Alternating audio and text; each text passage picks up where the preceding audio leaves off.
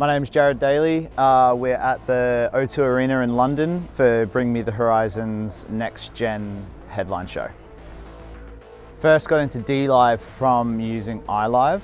The band owned an iLive rig on monitors, and I came in to do the monitor position for quite a while. It was a natural progression to just go to the newer console from the same company.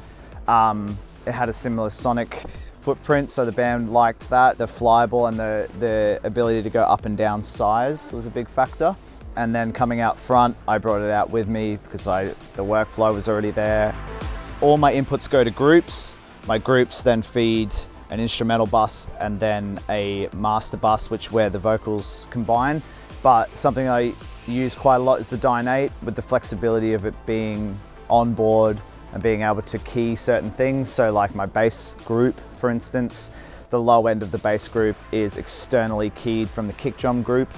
So being able to do that with the lowest latency possible, I find is really, really useful. So I always try and do any sort of ducking or any sort of sidechain keying on board, just for the fact that it's so fast and don't have to worry about the latency of waiting for an external plugin. Other things that I'm doing on the desk is I'm utilizing the main left-right bus, which would traditionally be used for a master bus. Because of the way that the scenes work with being able to snapshot pans, I use that as an instrumental bus. The fact that you can do a parallel stream of compression is really useful for me. So on my instrumental bus, I have scenes that move a parallel path in and out. So in certain sections of the show, the automation will push a scene which will engage a parallel compressor on the instrumental bus and also turn my instrumental DCA up by a dB.5. And then I have the ability to change the automation. So say I'm at a festival where I have a limit where I'm pushing right up to my volume limit, but I still want to have an impact in the chorus.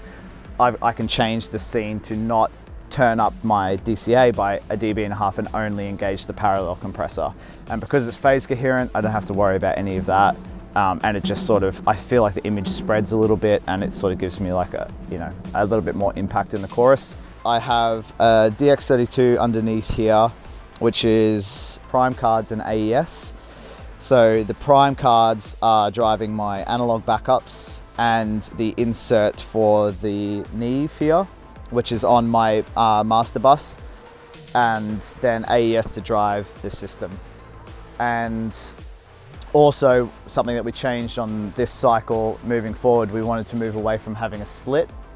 So I take all of inputs on stage up the opticore stream from monitors to these opticore units. And then the DM0 has two MADI cards, super MADI cards, and I take 96K MADI out of the opticore straight into there. So we aren't gain sharing. I am on copy audio, but we've sort of agreed on a gain. And yeah, it's streamlined it. So if one of us can't sound check, the other person can do it with the crew, and then we know that the gain structure's right and there's no worry about any differences in splits.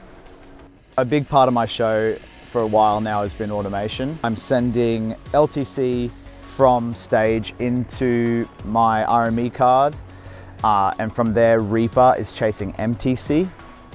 So what I do is I have basically 3 streams of MIDI program changes. One's doing Super Rack, one's doing Live Professor, and the other is doing the console.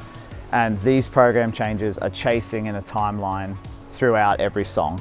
And when the timeline crosses a program change, it goes through the MIDI control app that is running on the network here and moves the console. So it might be a scene recall for the top of song. It might be a mute and a pan. So if a guitarist plays a solo or anything like that, all the automation moves for me. Muting and unmuting things, guests coming and going, faders going up and down. The other thing I do is turning gates on and off on the console. If I want to do it with a soft key, I can say open a snare gate. It can also, because every scene has MIDI baked into it, the MIDI is going backwards to Live Professor as well and changing things in Live Professor. So I can control scenes manually, song scenes manually, so I can go through, grab a song, say something was to happen and we started at a random spot, I could fire a song and it'll move my external stuff at the same time, which I find very useful. And another pro to it is, because it's not natively chasing LTC on the console, these guys might decide to put another 8 bars or 16 bars in the middle of a song. It happens quite often. They want to extend a section. I can just cut the MIDI, slide it, and I can work offline there.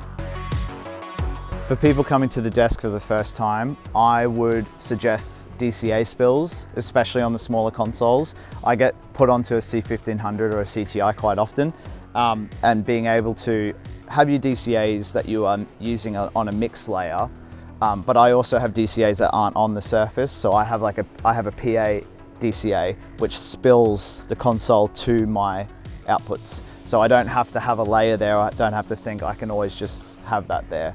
So having DCA spills active is really useful for me. Using Dynate as much as you can.